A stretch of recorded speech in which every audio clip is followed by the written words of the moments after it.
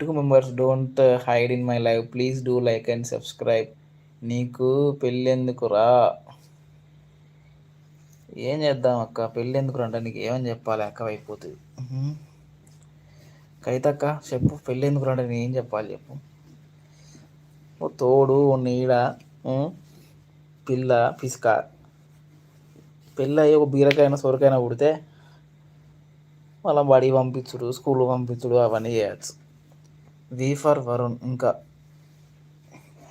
C for chicken, ఇంకా